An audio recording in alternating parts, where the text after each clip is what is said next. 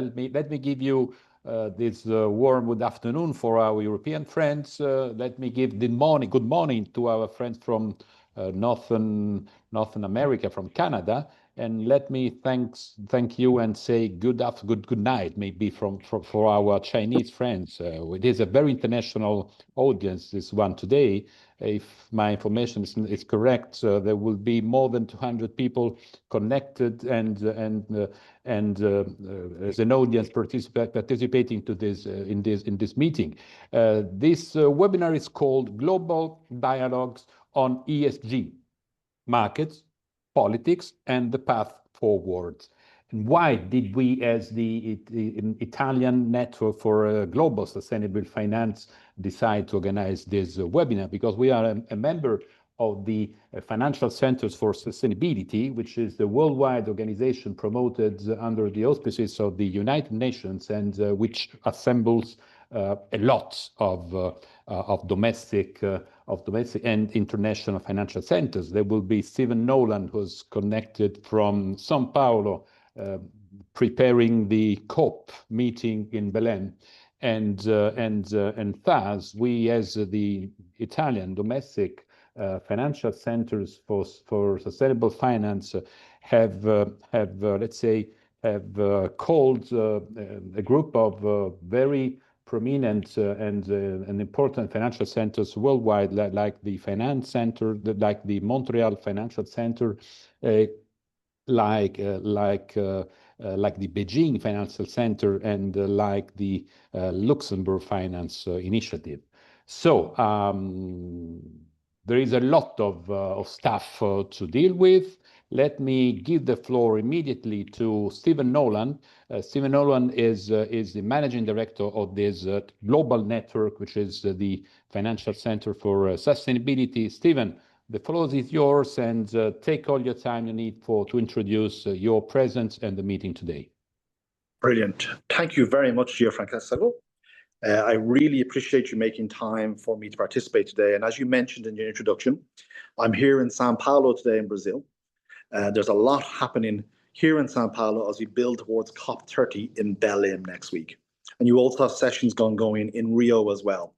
So colleagues, what is happening this week in São Paulo, and how does it link back to what our Italian friends have organized today, this important session? So what you have in São Paulo in advance of next week's COP is the finance community, both domestic and international, have gathered here in São Paulo this week in advance of the COP to discuss what their role is in taking forward what comes out of COP next week, and obviously feeding into those discussions. So there's a lot happening this week. You've got the Brazilian finance minister, I was with him earlier on this week. You've got the president of Brazil's COP30 as well. And so, as I said, there are several thousand people here in São Paulo this week from all over the world focused on the topic of finance and investment. And as part of this gathering where I am today, I'm attending the United Nations Principle for Responsible Investment annual conference, or PRI, in person. And perhaps a lot of you on the call today are actually members of PRI.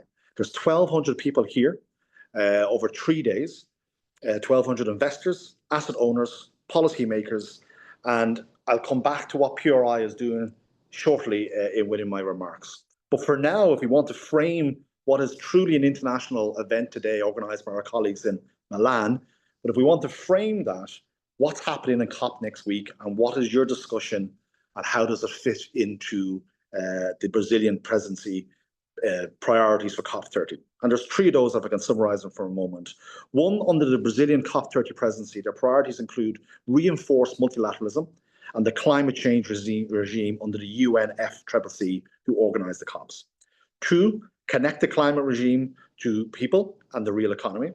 3, accelerate implementation of the Paris Agreement, moving from pledges to action. These reflect Brazil's stated ambition for this COP next week to be the implementation COP, and building on what came out of Baku and the Baku to Belém roadmap. And colleagues, as we look at also some within the Brazilian priorities, some key thematic areas that may be of importance to you in your discussions today. One is around adaptation, resilience, and real economy action.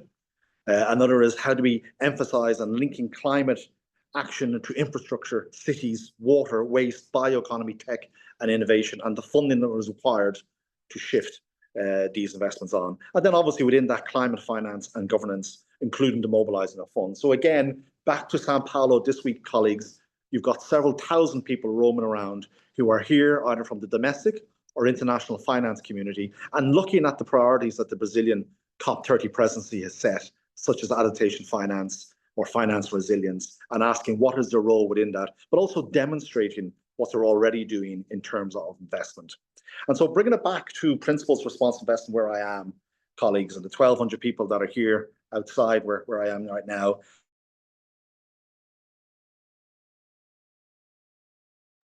Oops, maybe Stephen has some trouble. Okay. You can hear me again? Sorry, we lost you. I mean, if you can, we lost your, let's say, the last 20 seconds. Okay, so bringing it back to PRI and the 1,200 people here, Francesco.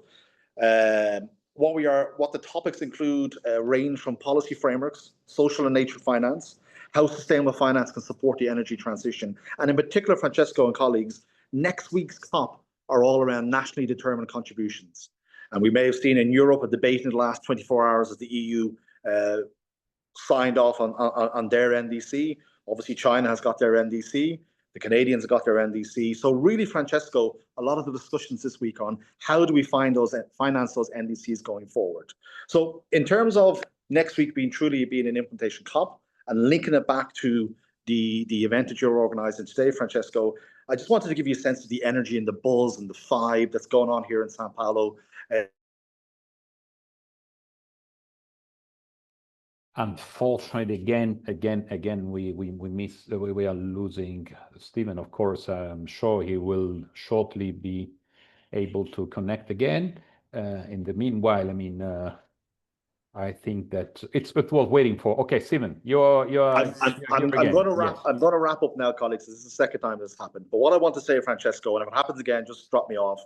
The positivity that's going on this week from the finance community as we build towards PELIM, the vibe is excellent, and it links very much to the event that you're doing today and underpins the role of financial centres in mobilising capital in support of this agenda. I'll stop there just in case we have a risk that my Wi-Fi goes again. But thank you very much for allowing me to join today, and thank you for allowing me to bring the perspective of what's happening in Sao Paulo. Francesco, back to you. Stephen, it's us to thank you. Thanks to Stephen, of course, that he's very busy in these days in Brazil. But I mean, as in a way, Stephen remarked, we are living in interesting times, and there are very, very growing and growing and strong geopolitical tensions, and so ESG is trying to move forward, however. And how will we move forward? We will see, thanks to a roundtable which will be chaired by Francesco Bicciato. Francesco Bicciato is, like me, a member of the executive committee of AES Generation Italy, and then there will be an insight with some Italian business associations and institutional investors, which will be chaired by Patrizia Celia, who is also a member of the executive committee of ES Generation Italy. Of course, each of us represent also the founding organizations of this national network. Me representing the Italian Banking, Insurance and Finance Federation, Francesco representing the Forum for the Sustainable Finance, and Patrizia representing the Italian Stock Exchange. But all of us have convened and have succeeded in founding this Italian network, which we hope will be even strengthened in the next future. So, Francesco Bicciato, the floor is yours to chair the roundtable on the current geopolitical context and how it shapes sustainable finance. Thanks a lot. Thank you, Gianfrancesco, and good morning and afternoon, everybody. I'm in charge to manage this roundtable. In this session, we try to answer the question of how the current geopolitical context shapes sustainable finance. This is the purpose of this roundtable. In this time of growing geopolitical tension and signs of political slowdown on sustainability responsible, we can say that the responsible financial markets are emerging as key spaces for innovation and progress. For this reason, we think that it's crucial to consider different perspectives at the global level to understand which is the answer of different countries from different point of view in front of a challenging ESG approach. Despite this situation, I would like to underline that in our recent analysis of institutional investors, the trend towards sustainable finance is growing. And without the doubt, this strategy is the main driver, at least in a long-term period. So this is something very important. It's a sort of contradiction. From one side, there is someone who is skeptical regarding ESG approaches, but the other side, the signal that coming from the market are of the opposite direction. So now we try to discuss around this and try to put together our point of views. Now I introduce our valuable speakers. We will have 2 turns of questions, starting with Nicoletta Centofanti, CEO of Luxembourg Sustainable Finance Initiative, following by Aurélie Deveux, advisor, strategic analysis and coordination from Sustainable Finance in Montreal. Afterwards, we will have a video by Cheng Lin, Director of International Collaboration and Research Center at the Institute of Finance and Sustainability in Beijing, China. Cheng Lin now is traveling in Brazil for COP30 and kindly sent us a video answering to the two questions that I will give you. The first question is the following. So the first question for Nicoletta and for Aurélie is the following. The following question: the current geopolitical context is reshaping the landscape of sustainable finance, influencing both investment flows and the regulatory frameworks that guide them. How would you describe the current state of sustainable investment in your respective markets? And what key dynamics are emerging in terms of market evolution and investor behavior? And looking ahead, what future do you envisage for sustainable finance in this rapidly changing environment? So 5-6 minutes each. Nicoletta, the floor is yours. Thank you very much, Francesco and ESG Generation Italy for this kind invitation. I'm delighted to contribute to the discussion. Let me answer to your question. So I believe that in Europe, sustainable finance has reached a stage of maturity and also recalibration. So over the past years, we know very well the EU has been a global front runner. We have established the most comprehensive sustainable finance regulatory framework in the world. And these frameworks have set the foundations to foster an unprecedented level of transparency and comparability. However, as we experience, the current geopolitical context is reshaping somehow how investors approach sustainability. So we are seeing a more, I would say, pragmatic phase where investors are aligning sustainability goals with other priorities, which are energy security, industrial competitiveness, and social resilience.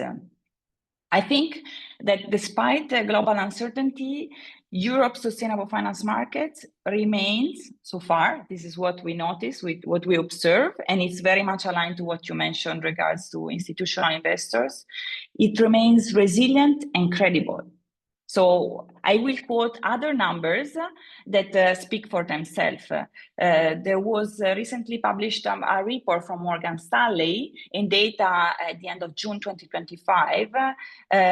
Global assets under management in sustainable funds reached a new record high, a new high of 3.9 trillion, up 11.5% from the end of 2024. So this is now 6.7% of the total AUM globally. It's still slightly below the peak of 2023, but it's still rising. It's also interesting to see that in terms of flow, sustainable funds attracted 16 billion globally in the first half of 2025, again, Morgan Stanley report, lower still than the previous year, but are remarkably resilient in the current macroeconomic and geopolitical environment. And I could continue with these figures. What is important for me is that today, 88% of all sustainable funds are domiciled in Europe. So it confirms, I would say, the region's leadership. And just a little reference on performance, which is always, a debated topic. Sustainable funds delivered median returns of plus 12.5% in the first half of 2025, outperforming traditional funds at 9.5%. I think this is key. It's true there is a backlash. It's loud and it's hitting, I would say, hard, but we do not have to misread it. So it's not necessarily a rejection of sustainability. It's a rebalancing of priorities in a world that is undoubtedly more complex. And honestly, I've heard this from another speaker, but I believe it's really true. When you have a backlash, it means that the movement matters. So you get attacked when you start to have power, when you start to count something. And the fact that sustainable finance has become political, I confirm what this speaker was saying, and I do believe that it means that it's working. Now, going back to the second part of the question on the dynamics that I see emerging, I think the first one is normalization. So investors, to my understanding, are now integrating ESG consideration. So it's not more an issue or a label, it's a standard risk management tool.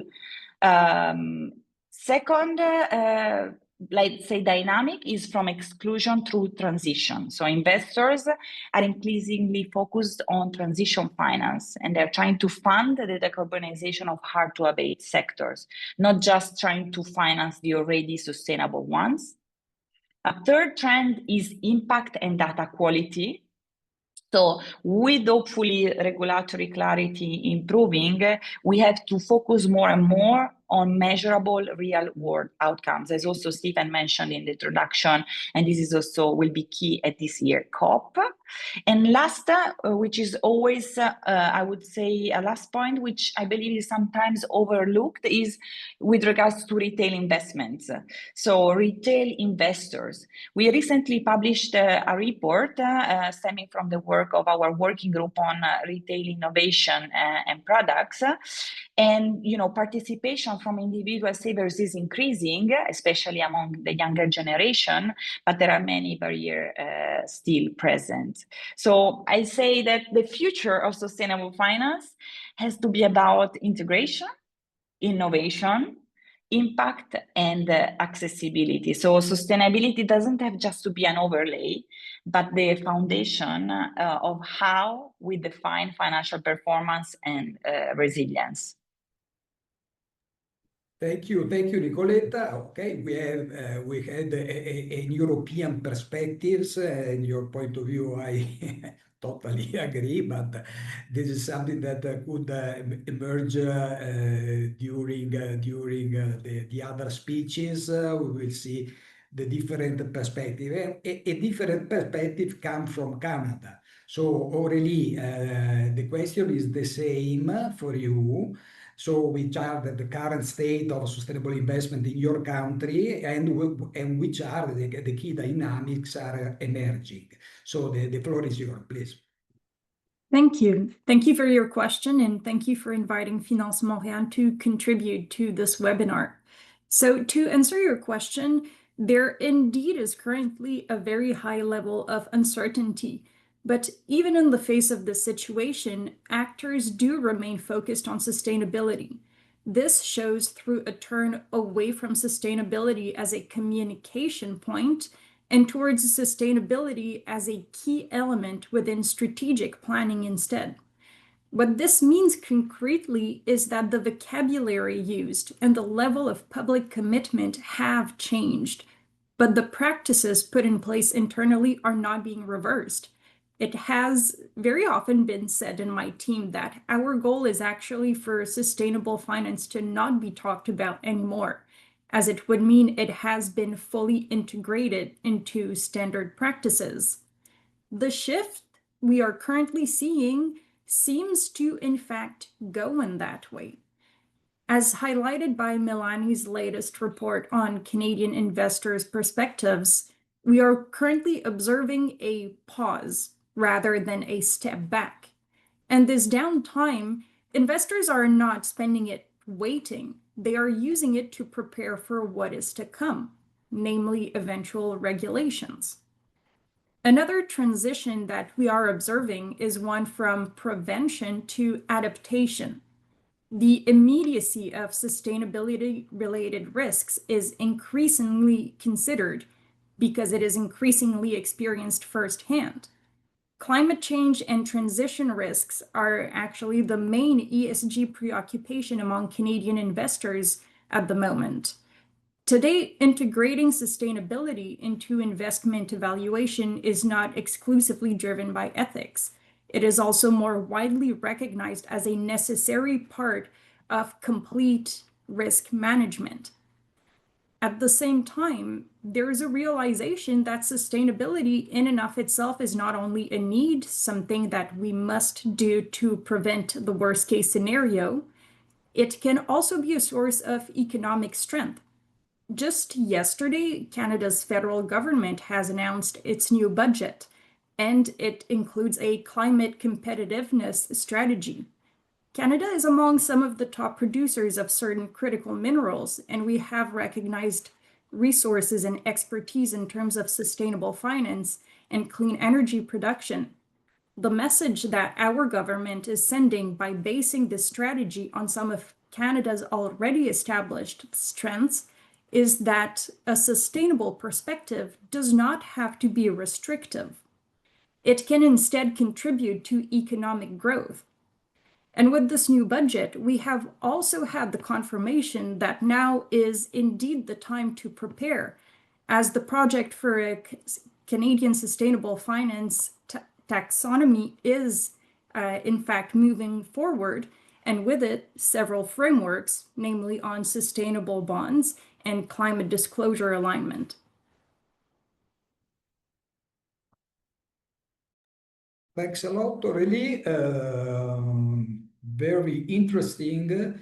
Now, I will read the second question, and then I ask to Miriam to launch the video of Cheng Lin. Okay.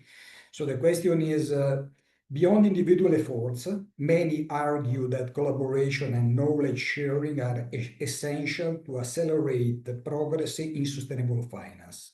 Do you see potential for creating a sort of ESG community, a network for dialogue, exchange of experience, and sharing best practices? In your opinion, can collaboration truly unlock their new potential for the industry? And if so, how and to what extent?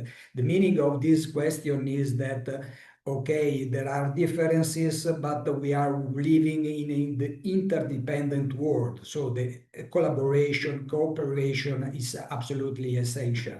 Before to do that, we have to know better each other. So understand which are the dynamics that at the local level we are living. So the floor, the virtual floor to Cheng Lin, who will answer both questions. Then we come back with Nicoletta and Aurélie. Please, Miriam, you can launch the video. Hello, everyone. Good afternoon. This is Chen Ling from the Beijing Institute of Finance and Sustainability. Thank you very much for the invitation from the ES Generation Italy. Sorry that I cannot join virtually and real time, and also cannot make it in person. But I'd like to send a pre-recorded video to share my thoughts on the few points raised by the moderator. So first thing is about the market overview and also future outlook, maybe from China point of view. So I'd like to provide a few updates in finance market in China. So by end of second quarter 2025, the outstanding volume of green loan or as around 6 to 7 trillion US dollars. And comparing to last year, they still recorded about an annualized growth rate about 20% comparing to the previous year. And in terms of green bonds, we also see continued growth comparing to last year. And by end of the last year, the total incremental market of the green bond market more than 4 trillion RMB, or it's more than half trillion US dollars. And that's also kind of continued growth. And for the first half of this year, we also see a significant growth of the number of issuances and also total volume of the green bond market. And if we look into the use of proceeds for these green loans and green bonds, it's about 85% of them going to three main sectors, including renewable energy, transportation, and also green infrastructure, especially the upgrading of the existing infrastructure. And among the renewable energy, I think mainly it's solar and wind, and for the transport, it's mainly about the EVs market. And in addition to the green loan, green bond market in China, actually the main focus of the market has been on the transitioning of the high carbon in sectors or carbon intensive sectors like steel, cement, shipping, and so on. And so far, we are focusing on implementing the G20 transition finance framework, which was also launched under the G20 in 2022. The main focus has been on a few things. One thing is about introduced by both the central government and also at the sub-national governments, especially at the provincial level. So by end of the second quarter, we have seen more than 25 different standards issued by both the central government and also different local governments, covering basically all high carbon sectors in China, including steel, cement, the ferrous, non-ferrous metals, shipping, aviation, paper and pulp, and even textile, and also the ceramics. So it's very comprehensive in terms of sectors covered. But overall, comparing to the green finance market, including loan, bonds, the transition finance is still at a very early stage. So if we only count those loans by using the standards issued by the PBOC at the national level, it's about only about 60 billion RMB, and it's very small comparing the green bond market or green loan market. However, we do see that the slow growth in the very beginning is something foreseeable because of a few challenges. One thing is of the lack of capacity. So either for the banks or financial institutions or the corporates who are trying to develop transition plans or to meet the standards or understand that standards might take some time. In the meantime, the green technology needed for decarbonization and also the funds needed actually are not in place yet. I think around the world it's about the same case. Many of the deep decarbonization methodologies and technologies actually are yet to. So that's apparently something we still need to work on. And the third thing that we have been seeing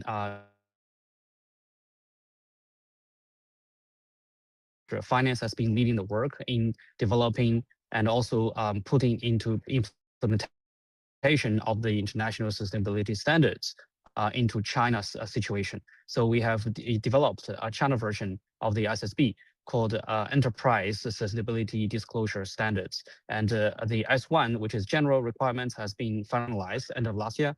And S2 for climate disclosure has been disclosed for made public for consultation as the exposure draft. I think that's going to be also close to finalization, close to end of this year. And in the meantime, we also see some early research in the area of nature and biodiversity and also human resources, which is very much following the steps of the ISSB internationally. So looking forward, I think we do see, which is about the second question raised by the question that whether or not we shall, let's say, enhance or foster collaboration in ESG on climate and sustainable finance. Apparently, yes. And I think there are quite a lot of areas of collaboration, and one of which is about the capacity building. As I said, for transitioning and also to realize the Paris Agreement by 2050 to achieve the 1.5 degrees, and also in many countries, the NDCs would also complement to their goal. For example, in China, as the largest emitter in the world, China commits to realize carbon neutrality by 2060, and considering the huge size of the total emissions, it is quite significant pressure already. So what we need to do is really to build the capacity among the whole ecosystem for sustainable investment, including policymakers, decision makers sometimes at the local level, and also financial institutions, including bankers, asset managers, insurers, and also different types of financial institutions, as well as the corporates. And when I say corporates, including both large corporates who are developing and trying to develop transition plans, and also the smaller enterprises, medium-sized enterprises, which are core of the social economy and also national economy. And they are also contributing significantly to the carbon emissions. So in both regards, we need to build capacity for enhancing the understanding, the knowledge spread, and also the capacity for green investments. So in that regard, we in China have been following the recommendation of the G20 Technical Assistance Action Plan launched in 2023, launched also the Capacity Building Alliance of Sustainable Investments, or CASI, in 2023. And the CASI by far has already got around 70 members, and we aim to train more than 100,000 people by 2030.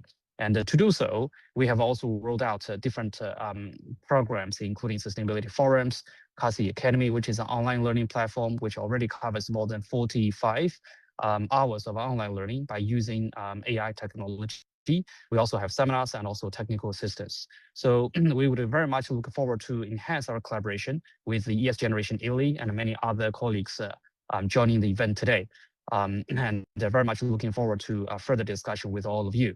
So in the end, I wish the event a great success and look forward to seeing all of you in person shortly. Thank you very much. Thank you, Chen Lin. Quite interesting because we had another perspective. So, Nicoletta, I come back to you because the final meaning of this issue is that. At the end, we have different market, we can have different regulation system, but we hope that we have common principles when we talk about sustainable finance. For this reason, in our view, the collaboration, dialogue, the sharing knowledge is quite important. From your perspective, is the same. Which is your approach regarding this we can say positive collaboration that we can set up? Absolutely, yes, Francesco. Indeed, I decided to bring up a bit the example of the Luxembourg Sustainable Finance Initiative for today's discussion, because in the end, at the heart of everything that we do, there is collaboration. So really, collaboration and knowledge sharing are at the core of the LSFI, which is the acronym for Luxembourg Sustainable Finance Initiative, role, mission, and activities. And to go back a bit to your question, we believe that the collaboration can truly unlock the sector potential, which is also one of our pillars. Let me explain a bit, if hopefully it can be of interest, what we do, because collaboration can happen indeed at different levels, right? So we were set up as the coordinating body. So we are the coordinating actors of the coordinating entity of all sustainable finance actors active in the space in Luxembourg. That means that we coordinate with financial associations, inclusive finance organizations, research body, academia, but also the public sector, of course, and civil society, with the overarching objective to foster the financial sector towards a more sustainable future and financial system. Let's say that Luxembourg has a unique setup. We are both a global hub and a compact, a very small ecosystem, and which gives us a unique advantage. So we can bring together the right actors and experts very quickly, exchange views, discuss, and try to turn ideas into tangible outcomes. I think that beyond our strategic pillars, the key words are knowledge, collaboration, and impact. So we try to work along everything we do, trying to maximize synergies and avoid duplication. And I think this is the essence of collaboration, right? Collaboration, to me, is also strictly linked to knowledge. So the LSFI acts as a center of excellence and knowledge hub on sustainable finance. We provide resources, guidelines, concrete tools, but we can do this because we collaborate and leverage the work done also by all the other experts in the field. It's not just us doing what we publish and what we deliver on our website and through our different channels, but it's thanks to the expert and practitioner working in the field. We also decided to strengthen our governance, and now we have also a scientific advisory board and an impact investing advisory board. Basically, we asked leaders both in the scientific and in impact investing field to advise us. And this is, again, is a huge effort of collaboration because we want to work more on science for sustainable finance and towards impact investing, so transforming from sustainable finance to impact investing. Well, again, I go back to the word collaboration, knowledge. This can only happen with constant engagement and capacity building, as also was mentioned just before by my colleague. So at the LSFI, we heavily invest in empowering the professional finance community. We deliver masterclasses where we provide guidance to financial professionals on selected topics. And during our LSFI summit, we gather hundreds of experts in the field to again foster innovation, collaboration, and reinforce Luxembourg's position as a leader in the field. But again, we can only do this because we collaborate with experts that join and share their best practices and lessons learned. We had Stephen at the introduction, and we have, of course, you. So I'm delighted to be here with colleagues from Canada and China. International collaboration is key. So the LSFI is member of Eurosif, as you. So the European network, we are both members of the Financial Center for Sustainability, represented by Stephen today, FC4S. LSFI is also member of the Global Capacity Building Coalition and the Global Steering Group for Impact Investing. Why this? Because we extremely value the potential of this network to share, again, best practices, exchange challenges, and try to maximize collaboration and coordination in the field. We started also being very much present at international events. I will be leaving tomorrow for Brazil, joining Stephen in Sao Paulo, and then moving to COP in Belém. I was in New York 1 month ago. In Kenya, I will be going next year also to the London Climate Week. Just mentioning a few international events, there are many, many others. Why do we go there? Again, to foster collaboration, exchange best practices, understand what are the dynamics in the field, and possibly advance together. I often say that, but yeah, coordination is indeed very cumbersome, or it may sound like that, and it seems to slow activities, but in reality, it's the opposite. So when done well, collaboration is a multiplier of impact. So it allows to eliminate duplication, it connects expertise and accelerate collective progress. And this is exactly what we try to do at the LSFI, providing a common platform, coordinating information, giving visibility to best practices and successful case studies, and ultimately, which is also very important, measure progress. And I think that thanks to our broader network, public, private, but also local and international, we can help contribute to a sustainable and more resilient future for our financial sector. Thank you very much, Nicoletta. A lot of interesting topics. So at the end, collaboration and knowledge sharing are absolutely essential. Dialogue is exactly one of the most important tool using in, for example, the engagement between financial enterprise and company. But there are a lot of things that we can do together. The sustainable finance is a proactive tool. I mean, that is not something neutral, but can influence in the dynamics of inequality or other issue that it doesn't work in our society. So Aurélie, again, how much is important this approach that at the end, let me say that it is one of the most important aim of FC4S.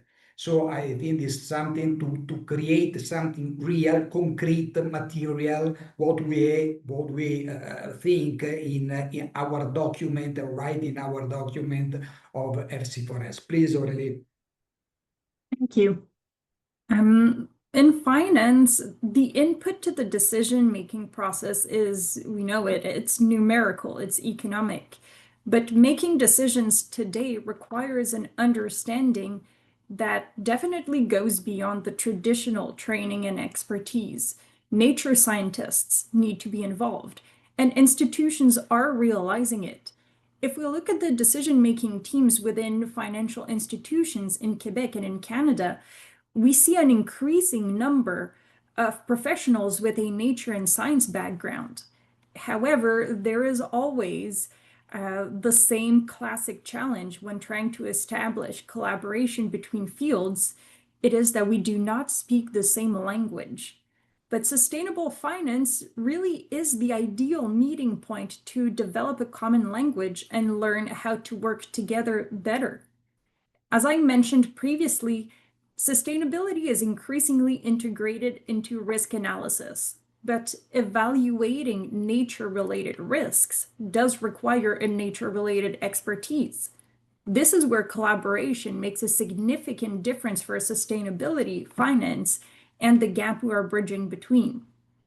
We ourselves are integrating more varied perspectives into the projects we lead, and there are two specific examples I would like to share. We have produced recently a report on the degree of maturity in the field of finance for biodiversity.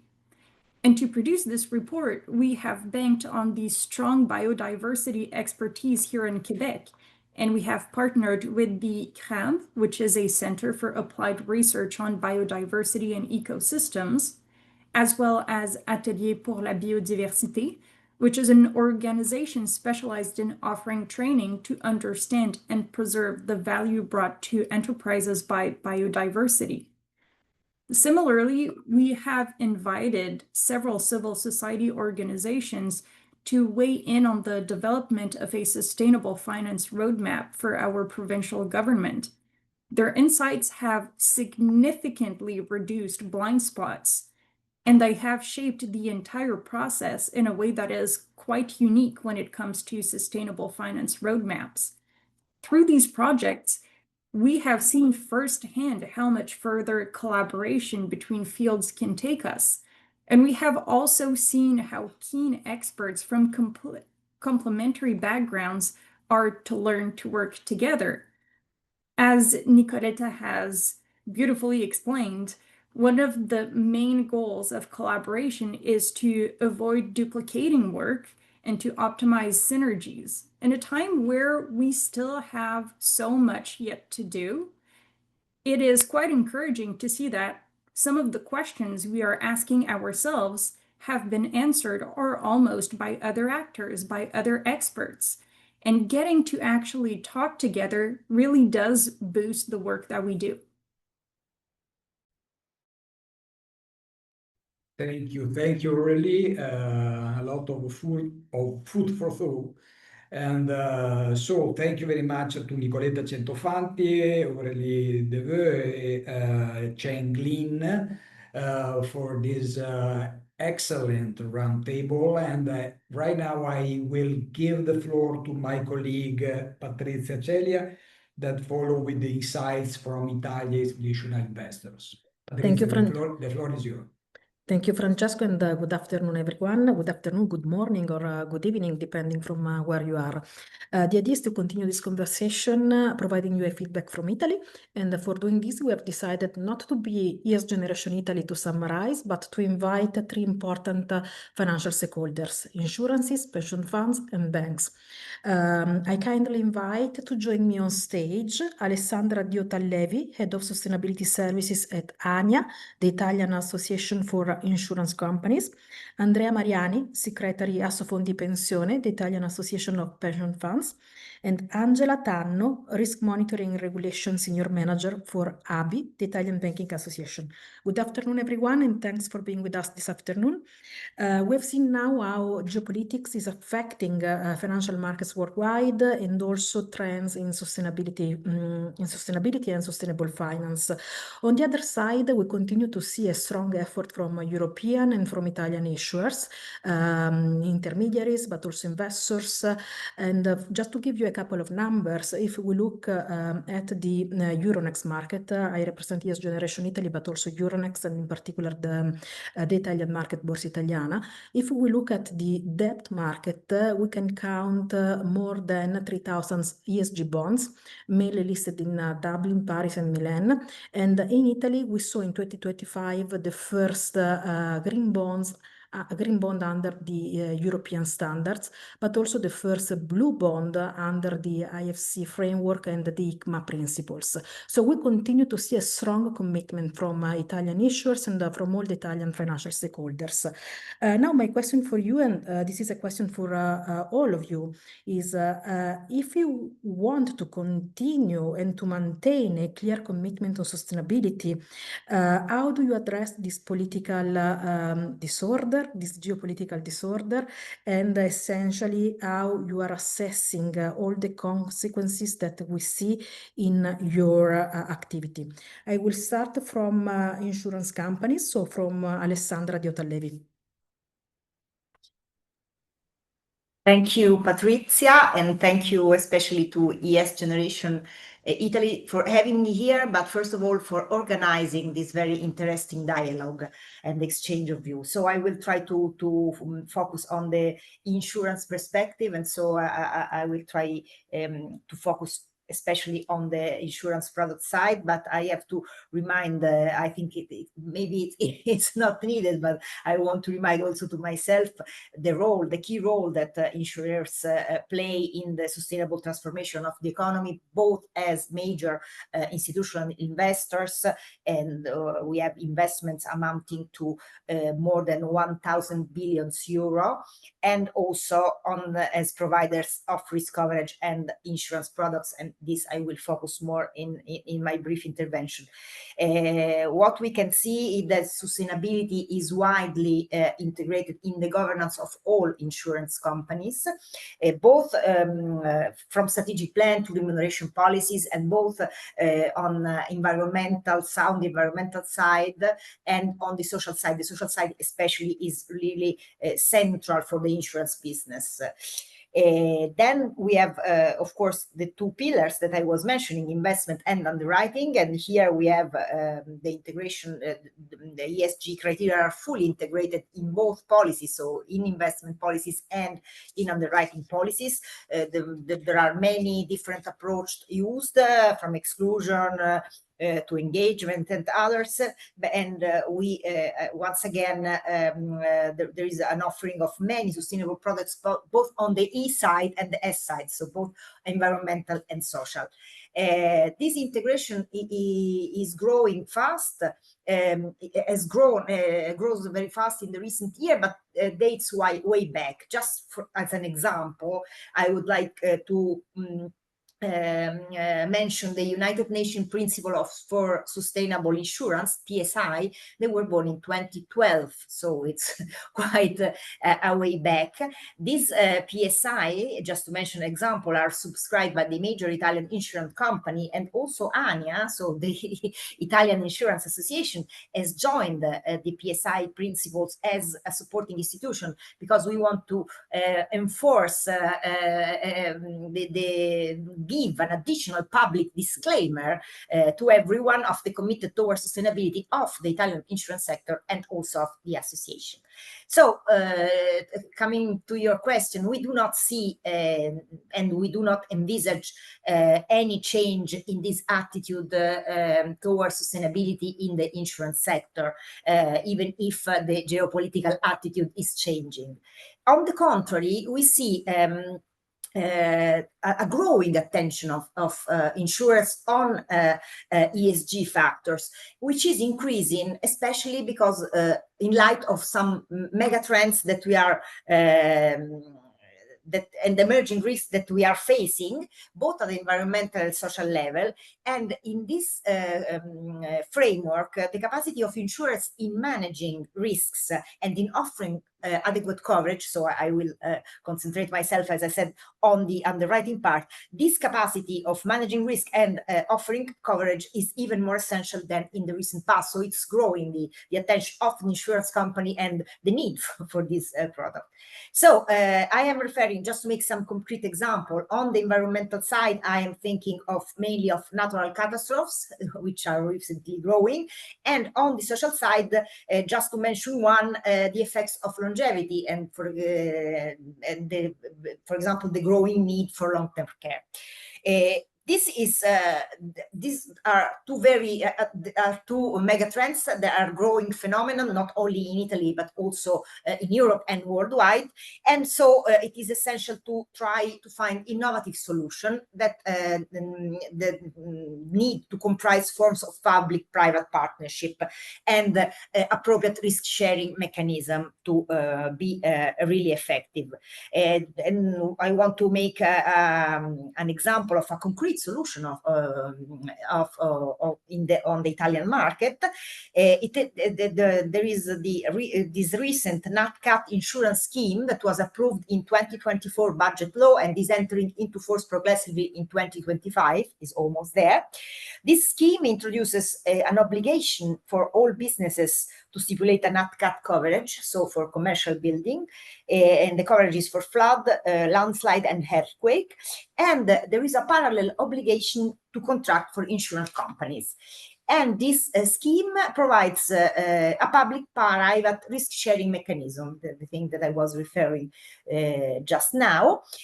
So there is the possibility for the insurance company to transfer part of the risk, up to 50% of the risk with some limits, to a state-owned reinsurer, which is called SACE. This scheme goes through the introduction of a mandatory coverage, and this was needed because of the increasing frequency and magnitude of these NatCat events. And so it is important to allow risk sharing, not only ex post, so among the private and the public sector, but also a risk sharing ex ante risk sharing, so that to have affordable premiums for all policyholders thanks to the mutualization principle. And just to give you a number, the mandatory nature of this scheme was decided by the government, also in light of the extremely low NatCat coverage of undertakings of businesses that was well below 10% before the introduction of this scheme. And on the residential side, we have the same, so the same number. So we think that maybe a similar solution may be warranted also on that side, and the government is saying publicly that they are thinking about this.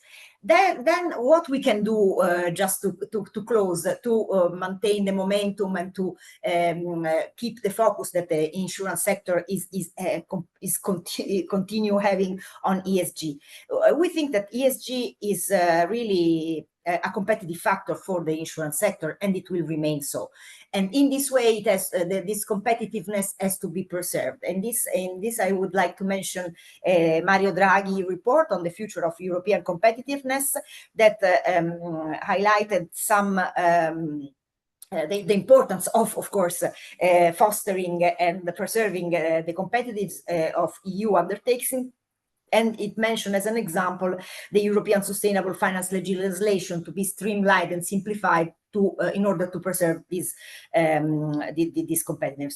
We do think, as Anya, that that a simplification process at EU level may be warranted in order to preserve the competitiveness, with two main objectives, which is the first one, of course, is simplifying the overall framework and, for example, deleting duplication and overlapping. And the second one is to ensure the coherence of the overall framework that now, for example, have different, that there is the need to harmonize definition scope. And this why? Because we think that this simplification process is not a step back. It has not to be seen as a step back, but it's like maybe seen as a fine tuning, but the main goal is to allow everyone, insurance company, but not only insurance company, to concentrate even more on the essence of ESG. This is our path. We want to go there, and this simplification exercise, if done in the right way, may help in this way. So thank you.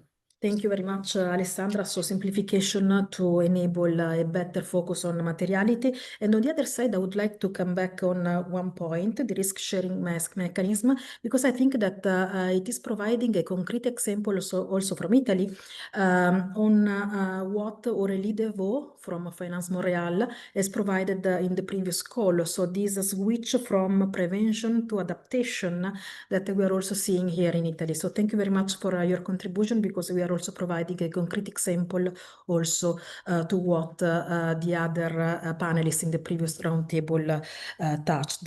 It is now time for Andrea Mariani to provide us a feedback from the pension funds industry, and in particular from Assofondi Pensione. Andrea, the floor is yours. Would like to thank Patrizia and ESG Generation Italy for involving us in this roundtable. Geopolitical variables affect not only financial markets, but the entire context in which we live and operate, having significant impacts on the overall framework that we must learn to understand. As Assofondi Pensione, our association of Italian national collective bargaining pension funds, we believe we must commit to these issues and understand their complexity, without reducing them to slogans or simple recipes. For this reason, the Voting Rights Project and the Engagement Project are the framework for continuous dialogue with members and issuers, ensuring that sustainability is understood and applied consciously. In this project, our focus is on all dimensions of sustainability, with particular attention to the social dimension. Given our origins, the negotiated pension funds are born from collective bargaining and thus represent the continuous effort to synthesize non-coincident and non-overlapping visions and sensitivities. We approach the issue of sustainability in pension fund investment with the same capacity for synthesis. I will focus attention on two aspects. The first aspect relates to the climate transition and its social impacts. When policy choices in favor of the transition, such as the ambitious plan for the electrification of mobility launched by the European Union, generate a strong social impact in terms of the destruction of a part of the European industrial system for the benefit of other geopolitical actors. It becomes difficult to speak of a just transition, given that the scale of the impact is far greater than that related to the closure of a few coal power plants.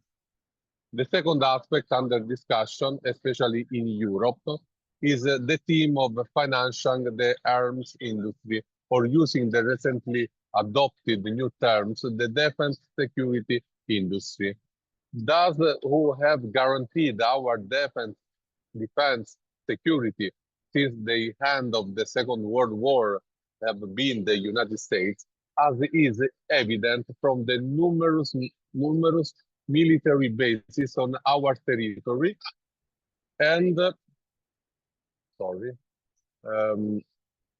and the significant number of nuclear weapons present in Italy. The novelty is the guarantor of this status quo has asked Italy and Europe to invest more in order to share the burdens of this defense. In a context of expanding public debt following COVID, the involvement of private capital alongside public capital is clearly being called for. This clashes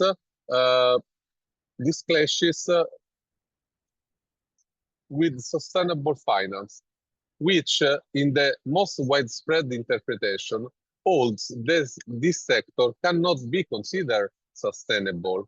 However, a different reading is gaining ground, according to which the arms industry for defensive purposes can be considered sustainable, while maintaining a high level of scrutiny on issues related to human rights, which cannot be ignored, and therefore avoiding investment in so-called unconventional weapons. I do not claim to resolve such a significant issue, but a discussion on this point cannot ignore a shared political analysis at the European level, since beyond individual sensitivities, the regulatory framework is fundamental for guiding the choices of those who operate in our sector. I find it misleading, however, for the current or future discussion to attribute the possible funding gap in the defense sector to the increasing success of responsible investment. Lastly, it is clear that the two themes, effect of transition and major focus on defense sector, can be connected if one considers that the new funding for the defense industry could be interpreted as a way to come to the aid of the struggling automotive industry. Thank you for your attention.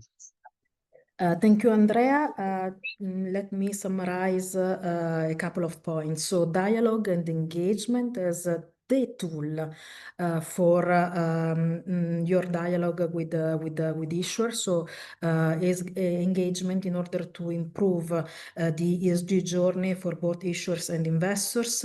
Your consideration also on climate transition, and in particular the social impact of climate transition. But also thank you very much also for introducing the topic of defense. That is something that we are discussing, especially in Europe, given the need that we have to finance the industry and the balance that we need to find between defense and sustainability.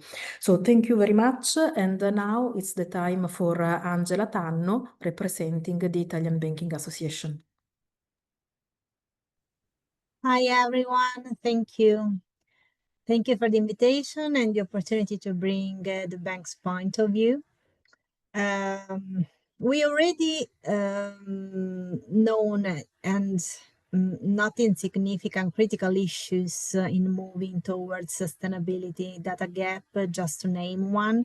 There is now the challenge of having to convince some people who sometimes have decision-making roles that ESG is not slowing down, despite some political proclamations. Reality for banks, but in general for the economy, is that sustainability is a must, is not a nice to have.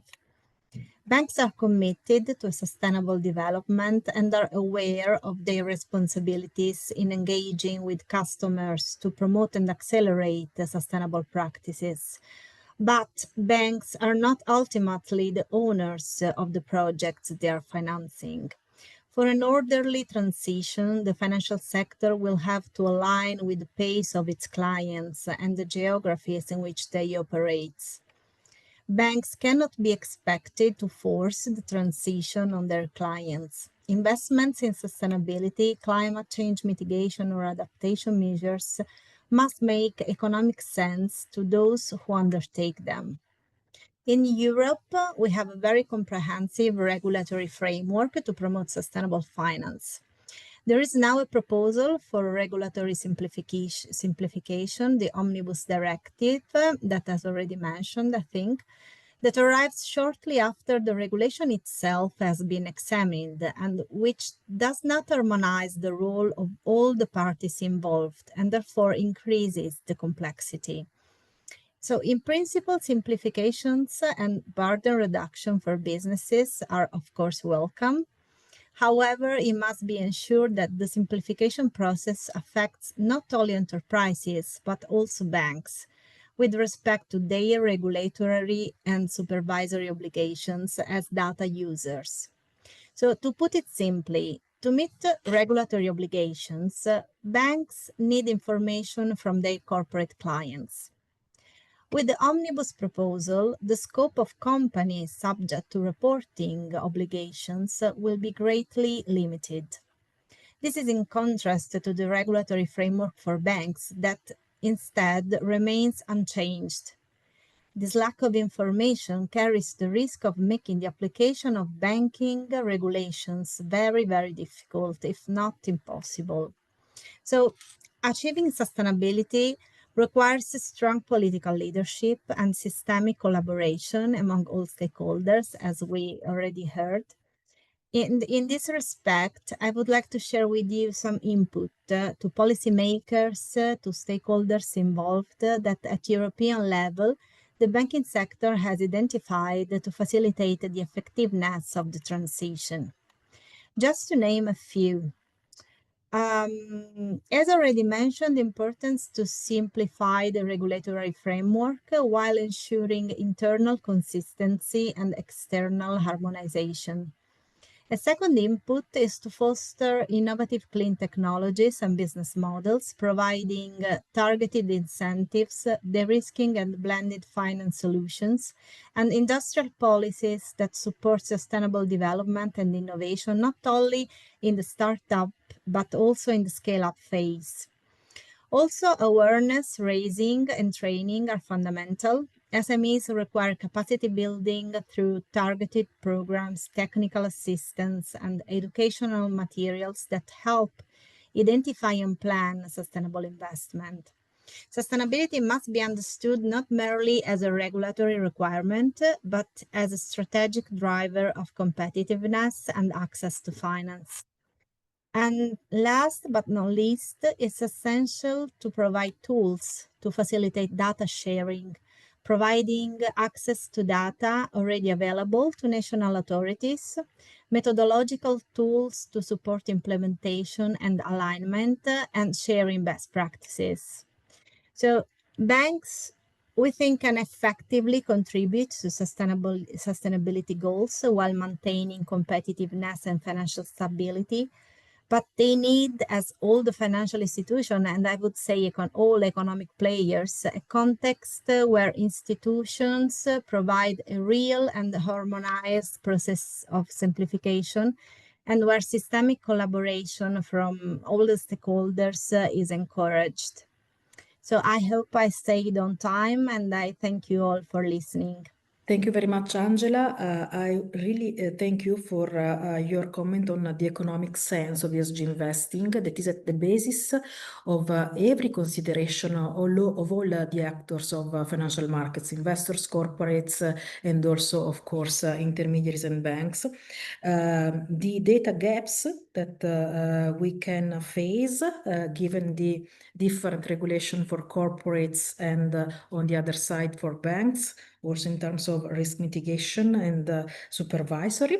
And on the other side, the awareness that we need to continue to push among companies in order to have companies continuing to invest in sustainability. And on the other side, the other point that you touched that I find real of interest is this need to continue to foster an industrial policy for investing in tech solution or application application providing solution to climate change, but also to social need from early stage to scale up. So not only venture capital, not only private equity, but also scaling up what we have already developed and we need to provide for the application. I think that we're providing a concrete feedback from Italy. I thank you all my speakers. So again, Alessandra Diotallevi, Andrea Mariani and Angela Tanno, and I leave the floor to Chiara Lemmi for the conclusion. Thank you, Patrizia. As part of the coordination team of ES Generation Italy, I'm really pleased to be here and to share a few closing remarks for today's webinar. To start, I'm glad to say that this event has now become something of a tradition in the intense life of ES Generation Italy, this wonderful initiative that as the Italian Sustainable Investment Forum we have built together with Borsa Italiana and FEBAF a few years ago, so not so much, but a few years ago, to participate in the global network of financial centers for sustainability. When we started thinking about the topic for this event, today's theme, so a global dialogue on sustainable finance status and perspectives, immediately came to our mind. In fact, it felt both urgent and essential to have an open and cooperative discussion on how sustainable finance can respond to the current complex geopolitical situation. As we have heard throughout the event, we truly believe that in such a fragmented and difficult and uncertain context, renewed international cooperation and strong global alliances are key to keeping up the momentum and building a more resilient financial future. That's why, as the Italian Financial Center, ES Generation Italy is currently working to strengthen itself, to be ready to face the upcoming challenges of sustainable finance and to continue serving as a reference point for the Italian financial market in the European context. We also want to do so within a global perspective, so in close connection with the other financial centers and with the broader FC4S network, of course. Through FC4S, in fact, we are actively engaging with some of the most pressing issues in our field, from data availability, for example, to just transition, to the increasing of inequalities. So our aim is to provide our network with practical tools, of course, and shared insights to better navigate these challenges and to seize the opportunities that this evolving context can offer to us. So before closing, I sincerely want to thank all of our speakers and participants for their valuable contributions. I want to thank you everyone that joined us today and everyone who helped make this webinar possible.